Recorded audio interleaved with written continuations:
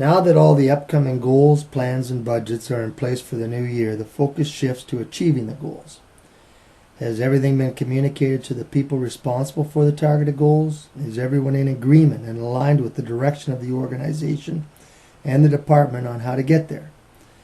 Have you given any consideration on how to motivate and inspire employees to achieve the objectives defined? No discussion on motivation would be complete without addressing the specific issues of intrinsic and extrinsic rewards. The starting point is to define these terms. Intrinsic rewards are really part of the job itself and the personal satisfaction of accomplishing something worthwhile. This includes responsibility, challenge, autonomy, purpose, and feedback, or the rewards that are self-administered. Extrinsic rewards, on the other hand, are external to the job and include things like pay bonuses, promotions, incentives, fringe benefits or tangible awards, or rewards that are administered by someone else, i.e. the carrot. What type of motivators are you using?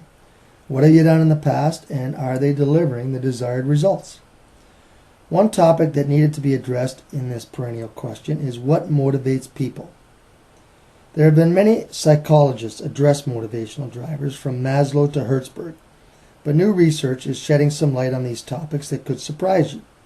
The type of motivators that work best not only depend on the individual involved, as we all respond to different stimulus, but also on the task or behaviors you're trying to motivate.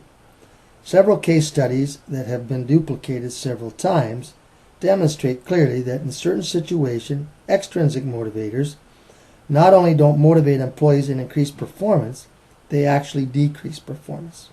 Interesting. Rewarded subjects often have a difficult time seeing the periphery and crafting solutions.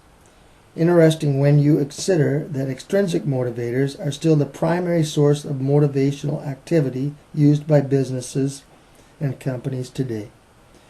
Incentives can create some challenges, as has been experienced by different companies. These include things like unethical behavior, short-term thinking, etc. What the key research shows is that there are three motivational drives. The first is basic physiological needs: food, shelter, clothing. The second is the carrot and the stick, the old punishment and pain for doing something wrong, and the carrot or pleasure for doing something right. The third level talks about intrinsic motivators such as autonomy and purpose and mastery. Autonomy refers to being able to develop and plan your own schedule and live your own life as you desire. Purpose refers more to having meaning in the type of work that you're doing. And mastery is the skill and abilities required to master something at a high level. Further research indicates that certain functions such as innovation and creativity are actually decreased by extrinsic motivators.